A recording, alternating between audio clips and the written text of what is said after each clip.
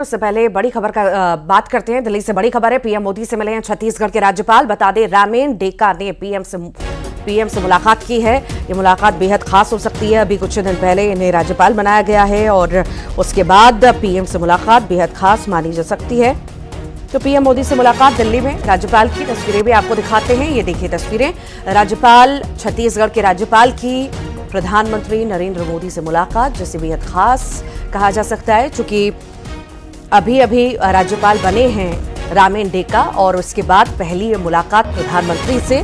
बधाई तो दी ही होगी प्रधानमंत्री ने राज्यपाल को, और साथ ही साथ आगे किस तरह से चलना है, क्या क्या काम करने हैं और तमाम वो पहलू रहे होंगे जिन पर चर्चा दोनों के बीच में हुई होगी और सौजन्य भेंट भी इसे कहा जा सकता है। राज्यपाल की मुलाकात प्रधानमंत्री नरेंद्र मोदी से बेहद खास इसे कह सकते हैं।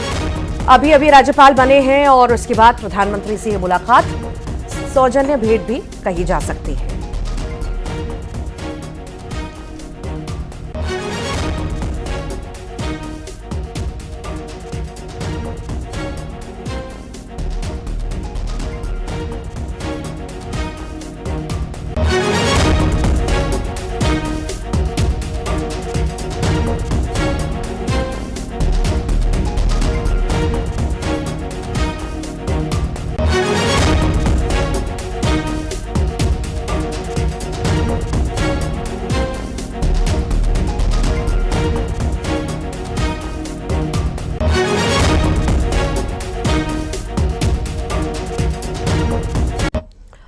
और आइए अब आगे बढ़ेंगे सुपरफास्ट 100 में। और चलिए आगे बढ़ेंगे, कुछ खबरें विस्तार से भी जबलपुर का जिक्र करते हैं। बरगी डैम के 9 गेट खोले गए हैं। सभी गेटों की ऊंचाई 1.72 मीटर रखी गई है। नर्मदा नदी किनारे के इलाकों में अलर्ट भी जारी कर दिया गया है। शाम को गेट खोले गए थे और लगातार लोगों को अलर्ट भी किया जा रहा है कि कहीं किसी भी तरह का लोग रिस्क ना ले और उनकी जान जोखिम में ना आए। आप लगातार तस्वीरें भी देख रहे होंगे कि किस तरह से लोग अपनी जान जोखिम में डाल रहे हैं और पानी ओवरफ्लो हो रहा है। बांधों के गेट खोलने पड़ रहे हैं, पर उसके बाद भी लोग बाज नहीं आ रहे, अपनी जिंदगी को दांव पर लगा रहे हैं। इसी बीच गेट खोले गए और लोगों से अपील भी कि सतर्क रहें।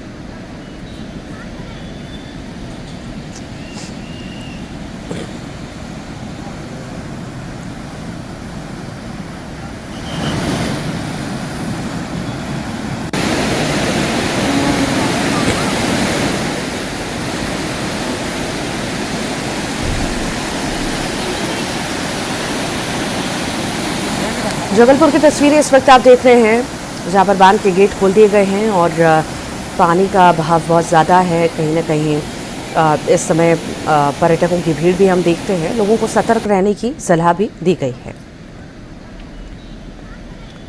रीवा के गढ़ में दर्दनाक हादसे में 4 मासूम बच्चों की मौत हो गई। बच्चे स्कूल की छुट्टी होने के बाद स्कूल से निकले थे। इसी दौरान कच्चे मकान की दीवार ढह गई। दीवार के ढहने की वजह से 5 बच्चे मलबे में दब गए। स्थानीय लोगों ने आनन फानन में मलबे को हटाया, बच्चों को अस्पताल पहुंचाया, लेकिन डॉक्टर ने 4 बच्चों को मृत घोषित कर दिया। तो वहीं एक बच्चे की हालत अभी भी गंभीर बनी हुई है, जबकि एक महिला घायल है। उधर घटनास्थल का कलेक्टर और एसपी ने जायजा लिया। साथ ही कलेक्टर ने घटना की जांच के आदेश दिए हैं। हादसे पर सीएम ने दुख जताया, 2-2 लाख की आर्थिक मदद का ऐलान किया। वहीं मकान मालिकों पर केस दर्ज कर लिया गया है। साथ ही दोनों आरोपियों को पुलिस ने गिरफ्तार भी कर लिया है। खरगोन में नर्मदा में नहाने के दौरान डूबा मजदूर। देर शाम तक नदी में चला सर्च अभियान। कल सुबह फिर से ये अभियान चलेगा। सर्च का राजस्थान का रहने वाला है मजदूर। नर्मदा स्नान करने के लिए गया था, गहरे पानी में जाने से डूब गया और अब तक उसका पता नहीं चल सका है। लगातार टीम जुटी हुई है रेस्क्यू करने में। अभी तक रेस्क्यू चला, अब कल सुबह फिर से ये रेस्क्यू ऑपरेशन शुरू होगा।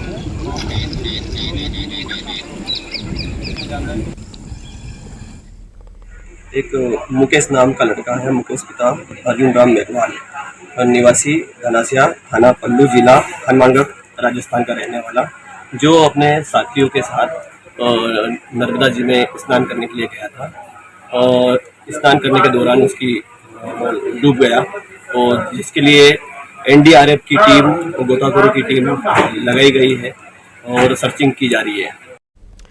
शिवपुरी के केदारेश्वर मंदिर में 8 लोग फंसे। सरकुला नदी में अचानक से बाढ़ आ गई और पानी आने लगा। एसडीआरएफ ने सभी को रेस्क्यू करके सुरक्षित निकाल लिया है।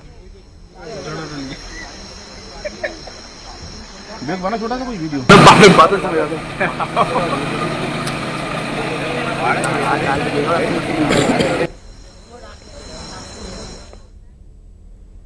रायसेन में दादी और पोती लापता बताए जा रहे हैं। बेतवा नदी में गिरने की आशंका है। पोती को नदी दिखाने गई थी दादी। प्रशासन दोनों की तलाश में जुटा है। मंडीदीप थाना इलाके का ये पूरा मामला बताया जा रहा है। बेतवा नदी में गिरने की आशंका जताई जा रही है दादी और पोती की। फिलहाल रेस्क्यू ऑपरेशन यहां पर भी चल रहा है।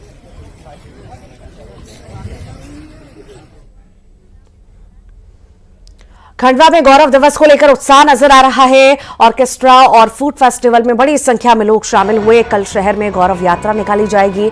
किशोर कुमार के जन्मदिन पर खंडवा में गौरव दिवस का आयोजन किया जा रहा है।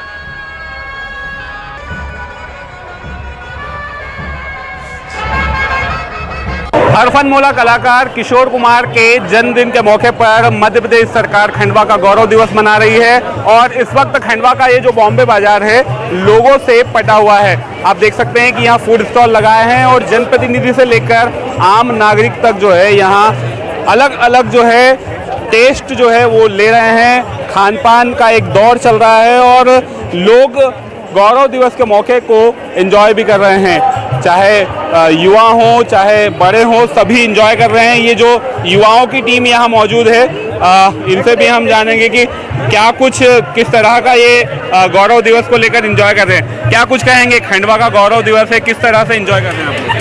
बस खा पी के और ये फंक्शन वगैरह देख के।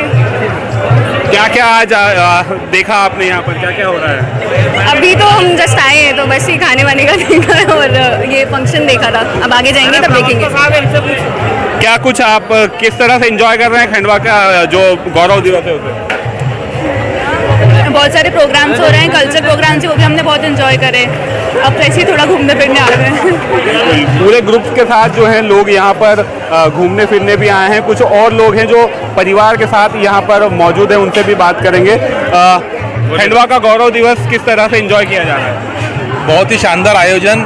गौरव दिवस का ये कार्यक्रम हर शहर में एक दिन गौरव दिवस के रूप में मनाते हैं, लेकिन खंडवा में हरफनमौला कलाकार किशोर कुमार की जन्मस्थली और 4 अगस्त को आज उनका ये जन्म दिवस गौरव दिवस के रूप में मनाया जा रहा है और शानदार जनता एंजॉय कर रही है और इस शानदार फूड स्टॉलों का आनंद ले रही है। कल शानदार कार्यक्रम जो है उसका भी आनंद लिया जाएगा।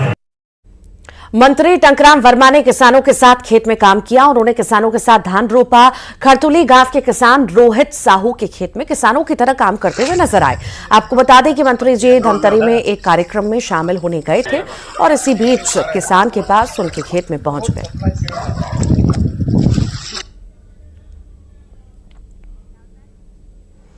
भिंड का जिक्र करेंगे। एक्शन में प्रशासन है। कोचिंग सेंटर्स की जांच लगातार जारी है। बेसमेंट में चल रहे 6 कोचिंग सेंटर सील किए गए हैं। एक पैथोलॉजी सेंटर को भी सील किया गया। दिल्ली हादसे से प्रशासन ने सबक लिया है और कहीं ना कहीं कार्रवाइयों का दौर लगातार जारी है।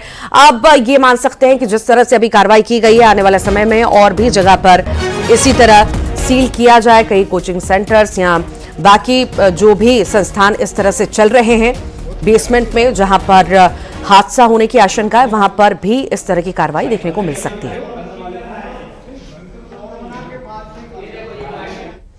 और जाते जाते आपको एक खास खबर के साथ छोड़ जाते हैं। चांद पर सफल लैंडिंग। सूर्य मिशन आदित्य 1 के बाद भारत के मानव मिशन गगनयान की तैयारी जोरों से चल रही है। लेकिन इससे पहले अमेरिकी स्पेस एजेंसी नासा की तरफ से हिंदुस्तान को लेकर एक बड़ी खुशखबरी आई है। मिशन गगनयान के एक एस्ट्रोनॉट को नासा अपने अंतरिक्ष स्टेशन में भेजने वाली है। ये रिपोर्ट देखिए।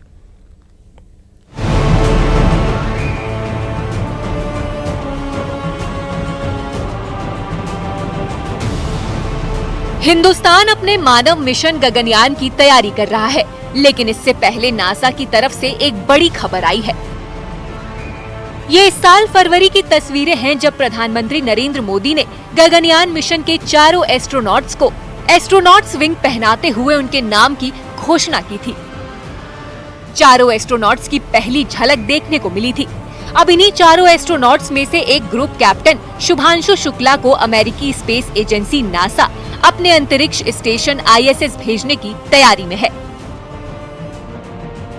इसरो ने शुक्रवार को ये जानकारी दी है। शुभांशु शुक्ला को इसरो और नासा के संयुक्त अंतरिक्ष मिशन के लिए चुना गया है। इसरो के मानव अंतरिक्ष उड़ान ने ISS के लिए अपने आगामी एक्सियम 4 मिशन के तहत नासा के साथ एक अंतरिक्ष उड़ान समझौता किया है। इस मिशन में 2 भारतीय शामिल होंगे, जिन्हें प्रमुख और बैकअप मिशन पायलट की कमान संभालनी होगी। इसरो के जारी बयान के मुताबिक group captain Shubhanshu Shukla primary mission के पायलट होंगे, जबकि भारतीय वायुसेना के एक अन्य अधिकारी group captain Prashant Balakrishnan Nair backup mission pilot होंगे। इस मिशन के लिए दोनों अधिकारियों का प्रशिक्षण इसी महीने शुरू हो जाएगा। मिशन के दौरान एस्ट्रोनॉट्स ISS पर जरूरी वैज्ञानिक रिसर्च और टेक्नोलॉजी से जुड़े प्रयोग करेंगे। साथ ही वो अंतरिक्ष में होने वाली दूसरी गतिविधियों में भी शामिल होंगे। ग्रुप कैप्टन शुभांशु शुक्ला के इस मिशन के तहत अंतरिक्ष स्टेशन जाना बड़ी उपलब्धि होगी। पिछले 40 साल में वो ऐसा करने वाले भारत के दूसरे अंतरिक्ष यात्री होंगे।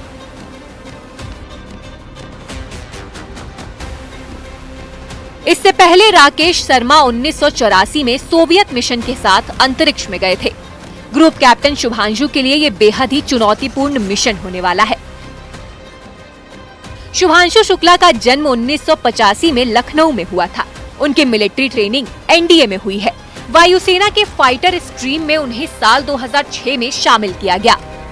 वो एक फाइटर कॉम्बैट लीडर है। उनके पास 2000 घंटे का उड़ान भरने का अनुभव है। उन्होंने सुखोई 30, MiG-21, जगुआर, डार्नियर जैसे विमान और फाइटर जेट्स उड़ाए हैं। अगले साल इसरो का ड्रीम प्रोजेक्ट गगनयान लॉन्च होगा। सूरज और चांद के बाद हिंदुस्तान एक बार फिर इतिहास रचने को तैयार है। इसरो मिशन गगनयान पर दिन रात काम कर रहा है। गगनयान मिशन के तहत 4 चालक दल के सदस्यों को 400 किलोमीटर की कक्षा में 3 दिनों के लिए लॉन्च करना है। उसके बाद उन्हें सुरक्षित रूप से वापस धरती पर लाना है। इसका लक्ष्य अंतरिक्ष यात्रियों को पृथ्वी की निचली कक्षा में ले जाना है और भारत की मानव युक्त अंतरिक्ष यान भेजने की क्षमता का प्रदर्शन करना है। इसरो ने इसकी टेस्टिंग पिछले साल की थी। मिशन गगनयान के तहत जाने वाले 4 टेस्ट पायलटों की शुरुआती ट्रेनिंग रूस में हुई थी। गगनयान की लॉन्चिंग से पहले इसरो 2 मानव रहित मिशन अंतरिक्ष में भेजेगा और बाद में अंतरिक्ष यात्रियों को भेजा जाएगा। गगनयान मिशन के सफल होने पर भारत दुनिया का 4था देश बन जाएगा। मानव मिशन अभी तक अमेरिका, रूस और चीन ने ही पूरा किया है। पीएम मोदी ने मिशन गगनयान के बारे में साल 2018 में ऐलान किया था। अब अगले साल इस मिशन को लॉन्च करने की तैयारियां जोरों से चल रही हैं। Bureau report, news 18। लगभग 5 घंटे का लंबा सफर होता है हेरिटेज।